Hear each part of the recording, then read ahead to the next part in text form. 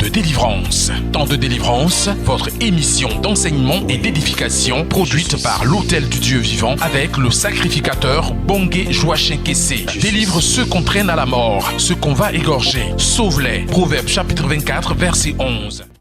Shalom, je suis le prophète de l'Éternel, le sacrificateur Bongé Joachim Kessé de l'Autel du Dieu vivant. Depuis quelques semaines, nous avons entamé une nouvelle série d'enseignements sur comprendre la délivrance.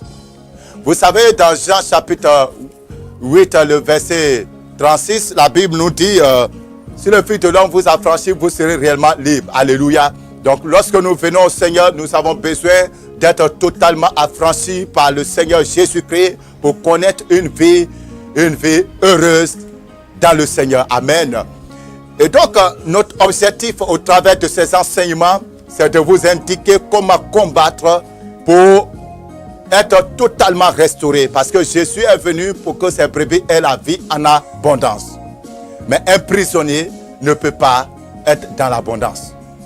Et bien sûr, le Seigneur ne veut pas que vous soyez prisonnier. Or, il y a 6 prisons sataniques qui nous suivent dans la vie, desquelles chacun de nous doit être délivré. La semaine dernière, nous avons parlé de l'une de ces prisons qui était les mauvais fondements, qui aujourd'hui fatiguent la quasi-totalité des enfants de Dieu. Nous continuons donc notre enseignement sur d'autres sujets concernant les prisons sataniques. La prochaine prison satanique que nous allons toucher, c'est la prison de la sorcellerie familiale. Beaucoup de personnes sont aujourd'hui prisonniers. Leur destinée est dans les prisons de la sorcellerie. Les sorciers ont vu ce que tu devais être. Les sorciers ont vu ton étoile. Vous savez, lorsque Jésus est né, la Bible nous dit que l'étoile du Seigneur a été vue. Et les mages sont allés pour adorer le Seigneur, le roi qui venait de naître. Mais lorsqu'ils sont arrivés en Israël, à Jérusalem, et qu'ils ont annoncé la naissance du roi, Hérode se met en sorcier, loin de se réjouir avec les mages, cherchait plutôt à trouver une stratégie pour tuer cette étoile. Et beaucoup de personnes aujourd'hui sont tombées sous le joug de la sorcellerie familiale. Des enfants, des jeunes filles, des jeunes gens très intelligents, très brillants à l'école ont été rattrapés par la prison de la sorcellerie familiale. Surtout les familles polygames. Les familles où le père a 2-3 femmes. Il y a une guerre, il y a un conflit entre les femmes qui se répercutent sur leurs enfants. Et beaucoup d'enfants, des couples polygames aujourd'hui, des foyers polygames, je ne dirais pas couple, les foyers polygames sont aujourd'hui victimes de la sorcellerie, de la belle-mère, de la belle-sœur, etc., de la marâtre. Beaucoup d'autres jeunes gens, beaucoup de personnes sont victimes de la prison, de la sorcellerie familiale qui s'est lancée à leur course, qui s'est lancée à leur suite à cause de la jalousie d'un oncle, d'une tante, d'une soeur et d'un frère. D'ailleurs, la Bible dit, chacun a pour ennemi les gens de sa maison. Je vous l'ai déjà dit pour ceux qui nous suivent. Je me souviens de l'histoire d'un jeune homme qui était à l'université. Un jeune homme qui est rentré à l'université très brillant. Mais du coup, de manière drastique, ses notes ont commencé à descendre. Lui-même ne comprenait plus rien malgré tous ses efforts. Il ne pouvait plus s'en sortir. Et alors ce jeune homme est venu nous raconter. Et pendant qu'il était en train de parler, le Saint-Esprit me donne un nom. Je lui dis, tu connais cette personne? Il dit oui. Et le Seigneur me dit, cet homme c'est ton oncle. Aucun de ses enfants n'a pu dépasser le CM2. Il dit oui. Et le Seigneur m'amène dans le village et dans la révélation. Le Saint-Esprit me montre que les diplômes de ce jeune frère qui était devant moi, ces diplômes ont été arrachés de la sorcellerie est déposé en bas d'une pierre, d'un caillou, un gros caillou. Dans le monde de la sorcellerie. Et tant que ces diplômes sont en dessous de cette pierre, dans le monde de la sorcellerie, ce jeune homme ne pourrait plus jamais s'en sortir. Et je lui dis, bien-aimé, voici ce que Satan a fait dans le spirituel. Et beaucoup d'entre vous, vous avez vu l'échec s'installer dans votre vie suite à la manifestation de la jalousie qui a envoyé l'esprit de sorcellerie à vous attaquer, à attaquer votre étoile, à attaquer vos études, à attaquer vos activités, à attaquer votre entreprise, à attaquer vos finances, à attaquer vos foyers. Nous avons prié, nous avons commandé que cette pierre soit ôtée. Oh my God! N'est-ce pas que lorsque les Juifs ont mis la pierre devant le tombeau de Jésus, un seul ange est descendu, le lieu a tremblé, la pierre a fui? J'ai dit à ce jeune homme, je vais prier, cette pierre va rouler et le Seigneur va libérer tes diplômes. Nous avons prié à l'instant, la puissance de Dieu est descendue et j'ai vu la main de Dieu agir. Et le Seigneur a libéré les diplômes de ce jeune. Aujourd'hui, il est professeur. Votre destinée aujourd'hui est en train de s'éteindre. Ton voyage est bloqué à cause de la main de la sorcellerie. Tu es enfermé dans la prison de la sorcellerie familiale. Il y a des gens que la sorcellerie familiale a mis dans des bouteilles. Il y a des gens que la sorcellerie familiale a mis dans des canaries. Je me souviens de ce jeune homme qui était très intelligent, mais à un moment donné dans sa vie, il a commencé à perdre la mémoire et à avoir des comportements vils. Il s'était maintenant donné à la boisson. Le jeune homme pouvait boire sans s'arrêter. À la surprise générale de sa mère. Parce que son enfant n'a jamais été comme cela. Et lorsqu'ils amènent l'enfant à la délivrance, le Seigneur nous amène dans son village, frère. La sorcellerie est un monde de méchanceté. Dans le monde spirituel, ils ont enlevé le cerveau de cet enfant. Ils sont allés accrocher le cerveau de cet enfant à un fromager. Là-bas, dans une forêt, dans son village. Et nous avons prié que le Seigneur libère. Et le Seigneur est intervenu. Et l'ange de Dieu allait récupérer le cerveau de ce jeune homme pour le remettre à sa place. C'est alors que le jeune homme a retrouvé ses sens. La sorcellerie change l'identité des gens. La sorcellerie détruit les destinées des gens. La sorcellerie voit la vie des gens. La sorcellerie détruit la gloire de Dieu dans la vie des gens. Et si vous êtes chrétien, n'allez pas dormir pour dire que Jésus a déjà tout accompli. Usez de l'autorité que le Seigneur vous a donnée pour affronter la prison de la sorcellerie familiale. Dans le Nouveau Testament, Paul et Silas ont été enfermés. Leurs parents juifs sorciers ont voulu les tuer. Ils se sont levés la nuit, ils ont commencé à louer Dieu. Et la puissance de Dieu est descendue dans la prison. Les scènes ont été brisées. La prison s'est ébranlée, les portes se sont ouvertes. Ils sont sortis de cette prison. Si tu es dans une prison de sorcellerie, n'importe quelle forme de prison de la sorcellerie, dans laquelle tu te trouves présentement, frère, dans laquelle tu te trouves homme de Dieu, dans laquelle tu te trouves servant de Dieu, si depuis ton village, si depuis ta famille, ton père ou ta mère, ton oncle, ta tante, ton frère, ou quiconque a eu à capturer ton étoile, à mettre la main sur ton âme, pour t'enfermer dans une boîte quelconque, pendant que je parle, cette boîte s'explose au nom de Jésus. J'affronte le monde de la sorcellerie familiale. J'affronte le monde de la sorcellerie dans ton village. J'affronte le monde de la sorcellerie dans ton quartier. Je commande dans le nom de Jésus-Christ le feu du Saint-Esprit. Vous êtes un chrétien. Bien aimé, je suis arrivé dans une famille. Cet homme et sa femme sont des chrétiens engagés dans une église de la place. Et ce monsieur, qui est un professeur d'université, devait aller passer son test de CAMES. Quelques mois avant cela, les sorciers sont venus établir leur quartier général dans sa maison.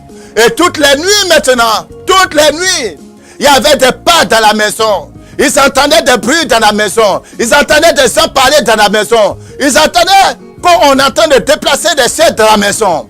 Et ce monsieur était troublé. Il n'avait plus le sommeil, il n'avait plus la tranquillité. La sorcellerie a commencé à le manipuler. Et lorsque je suis arrivé dans cette maison, nous avons évoqué la puissance qui est dans le sang de Jésus.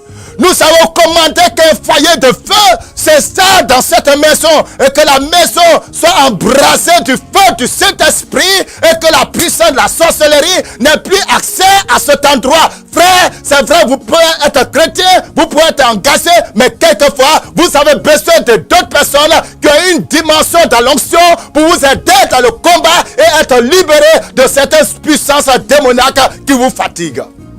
Nous avons invoqué Dieu. Jésus est intervenu pour libérer cet homme. Et pendant que je donne le témoignage de ce frère qui a fini par avoir la restauration. Il est allé à son examen. Il a réussi à son examen. Il est revenu en Côte d'Ivoire. Aujourd'hui, dans nos universités, c'est l'un des meilleurs professeurs. De la même manière que Jésus est intervenu dans la vie de cet homme. Oh, ce commande. Tu es un étudiant, tu es un homme d'affaires, tu es une femme d'affaires, tu es un serviteur de Dieu.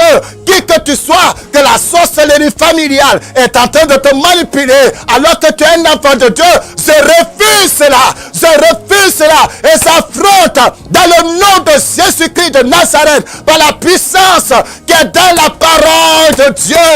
Je commande que tu sois libéré ce soir. Je commande à l'instant même, là où tu es couché, que la puissance du Saint-Esprit te touche, que la puissance du sang de l'agneau te touche, que la puissance de l'éternel Dieu te touche et que tu sois libéré de la prison, de la sorcellerie au nom de Jésus. Je me rappelle de cette femme. Elle a eu le malheur d'avoir une mère sorcière.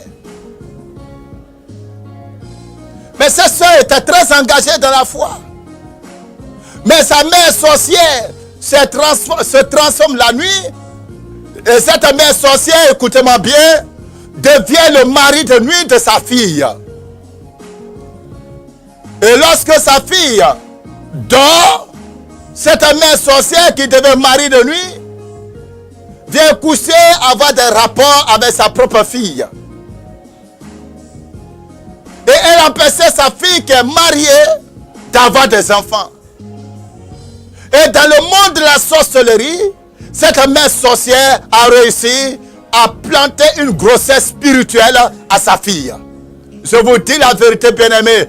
Il y a des choses qui dépassent la science et l'intelligence humaine. Il y a des choses qui sont des mystères. Elle a donné une grossesse spirituelle à sa fille dans le monde spirituel, dont sa fille ne pouvait pas avoir de grossesse biologique, de grossesse normale pour faire des enfants. Et le Seigneur me dit, fils, cette femme est enceinte dans le monde spirituel. Il faut qu'elle accouche. Il faut que cette grossesse soit évacuée. C'est seulement après cela qu'elle pourra enfanter. Nous avons prié. Nous avons ordonné que cette grossesse démoniaque soit dégagée de ses entrailles. Et lorsqu'elle a été libérée, lorsque cette grossesse démoniaque, qui était en réalité des démons qui étaient dans son ventre, quand ces démons sont sortis, quand cette grossesse démoniaque est sortie, la sœur est tombée dans un léger doux sommeil pendant quelques minutes. Et dans le même mois, elle est tombée enceinte. Porte-t-il une grossesse démoniaque? Il y a des gens, il y a des femmes qui portent dans les entrailles des canaris. Il y a des femmes qui portent dans les entrailles des serpents. Et à cause de cela, elles ne peuvent pas enfanter. Il y a des femmes qui portent dans les entrailles des grossesses spirituelles. Et à cause de cela, elles ne peuvent pas enfanter. Et tout cela, c'est l'œuvre de la sorcellerie familiale. C'est des choses que nous voyons, frères. Ça, ce n'est pas de la théologie.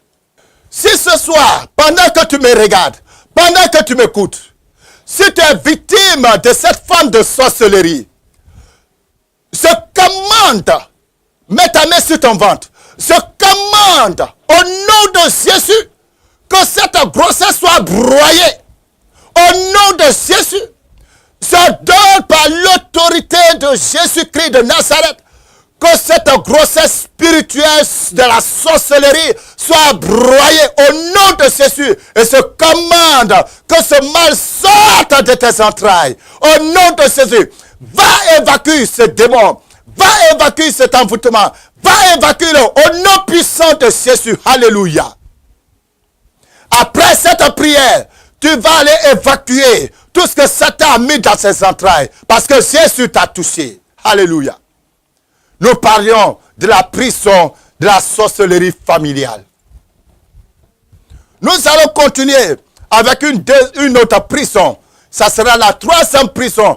La première prison que nous avons touchée dans l'émission précédente, c'était la prison des fondements.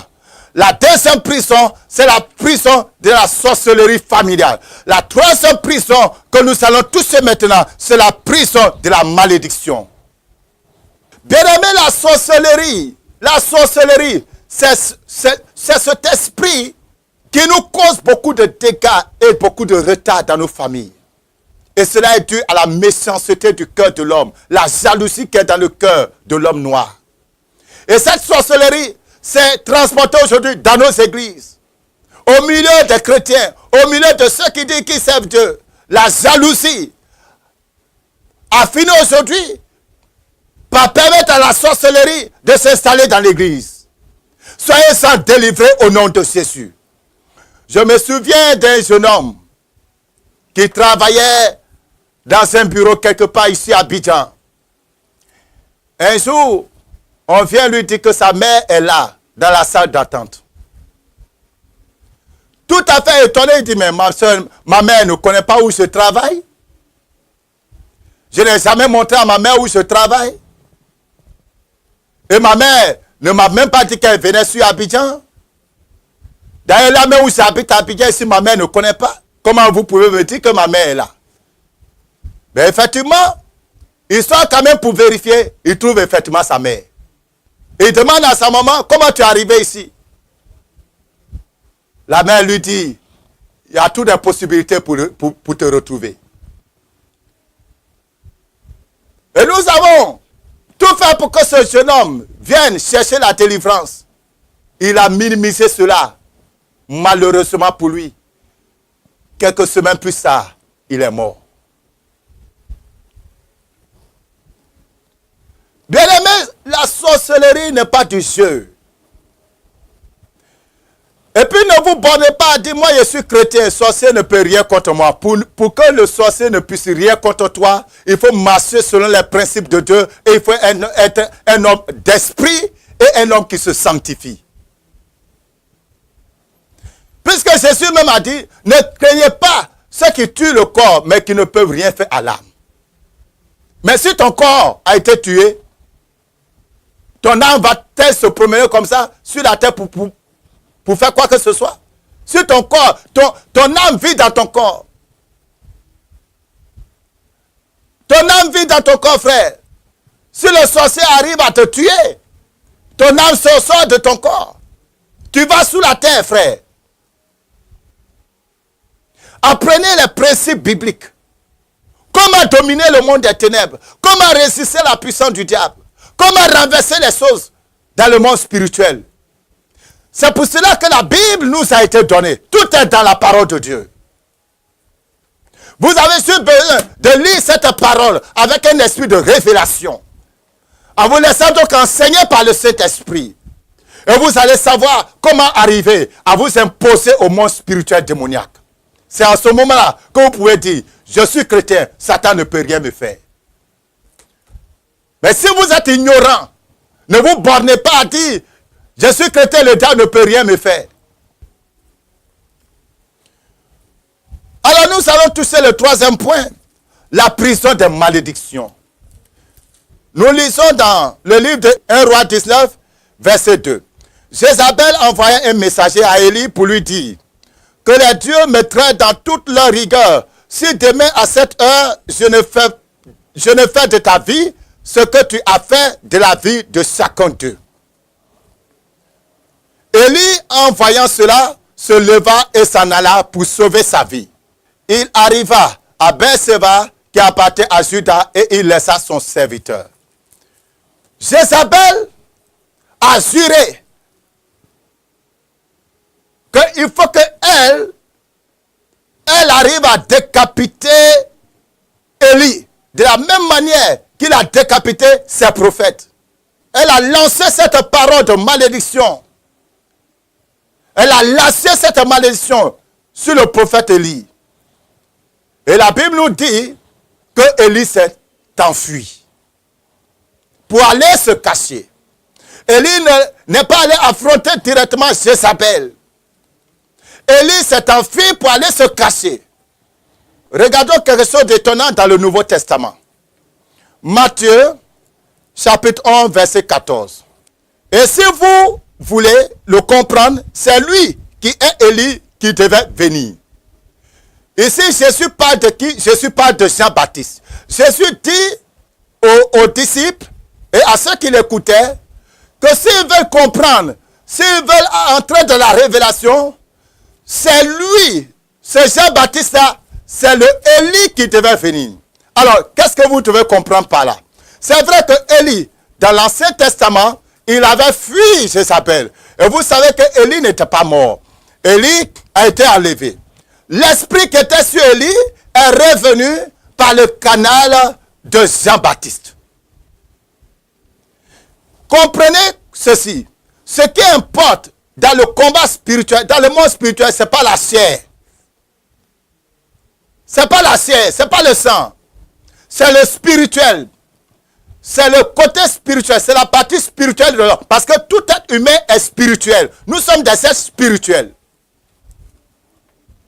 Alors, Jésus nous dit que c'est le Élie qui devait venir. Or, Jézabel dans l'Ancien Testament avait lancé le défi, avait lancé la malédiction qu'il faut qu'elle arrive à décapiter Élie. Et qu'est-ce qui va se passer quelque temps plus tard? Marc chapitre 6, verset 25. Elle s'empressa de rentrer aussitôt vers le roi et lui fit cette demande. Je veux que tu me donnes à l'instant sur un plat la tête de Jean-Baptiste.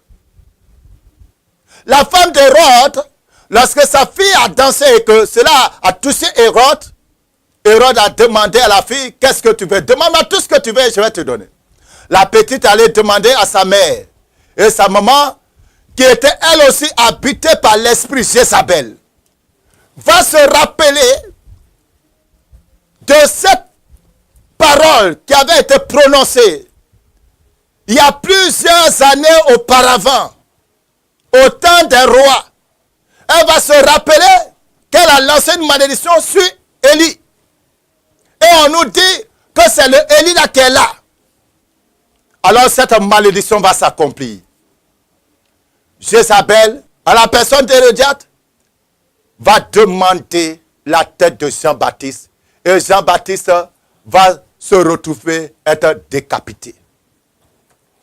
Frère, vous pouvez être oint, vous pouvez être ce que vous voulez. Si vous n'affrontez pas la malédiction qui a été prononcée sur vous depuis les temps anciens, depuis le temps même de vos ancêtres, cette malédiction qui court, elle va vous rattraper. Et beaucoup de serviteurs de Dieu, beaucoup d'enfants de Dieu sont rattrapés aujourd'hui par la malédiction. Et comment cette malédiction se traduit dans votre vie? Comme je l'ai dit dans les émissions précédentes. Votre grand-père, votre arrière-arrière-grand-père est mort de cette manière. Votre père est mort de cette manière. Et vous aussi, vous êtes sur le chemin de mourir de cette même manière. Il y a des choses que vous vivez qui sont des malédictions, qui sont dans vos familles. Et vous êtes chrétiens. Et ces mêmes choses sont en train de vous réclamer, sont en train de vous poursuivre. Vous souffrez des mêmes malédictions que vos aïeux, que vos ancêtres, vos parents, vos soeurs et vos frères. Et cependant, vous êtes en Christ. De quelle malédiction souffres-tu? De quelle prison de malédiction souffres-tu? Dans quelle prison de la malédiction es-tu enfermé? Et cette prison t'angoisse. Cette prison détruit ta joie. Lorsque tu veux te lever, cette malédiction se manifeste. Quelle est cette malédiction qui est en train de réclamer ta tête? Quelle est cette malédiction qui te poursuit, frère? Je voudrais te dire, bien-aimé, dans la Bible, dans Galates chapitre 3, la Bible nous dit ceci. Dans Galates chapitre 3, le verset 13. Christ nous a rachetés de la malédiction de la loi, étant devenu malédiction pour nous, car il est écrit, maudit est quiconque est pendu au bois. Alléluia. Tu peux être libéré de la puissance de cette prison de malédiction par la puissance de la croix. C'est pour cela, frère, joins-toi à moi de la prière. Dis avec moi, Seigneur Jésus, je proclame sur ma vie à l'instant même la puissance de la délivrance qui m'a été donnée par ta mort à la croix. Et se brise le pouvoir de la malédiction sur ma vie par la puissance de la croix. Dans le nom de Jésus, je me libère des chaînes de la malédiction. Je brise et je détruis les chaînes de la malédiction. Je me débarrasse des chaînes de la malédiction. Au nom de Jésus-Christ de Nazareth. Merci Seigneur de le faire. Que ton nom soit béni. Au nom de Jésus. Alléluia. Bien-aimé, pour être libéré de la malédiction, il y a une stratégie de combat spirituel. Nous n'avons pas le temps d'en parler maintenant. Dieu voulant, une autre occasion nous permettra de parler de fond en comble de comment prier pour être restauré totalement de la malédiction. Mais sachez ceci, par la puissance de la croix, vous avez votre délivrance. Utilisez cette autorité qui vous a été donnée à la croix pour vous en sortir, pour vous libérer des liens de la servitude, de la malédiction. Que le Seigneur vous bénisse au nom de Jésus-Christ de Nazareth. Amen. Vous souhaitez réagir à cette émission? Voici nos contacts. 02 18 28 18 08 48 56 58. Temps de délivrance vous a été présenté par l'Hôtel du Dieu Vivant, situé à Yopougon-Toit-Rouge, face à la Poste. Paix et vie.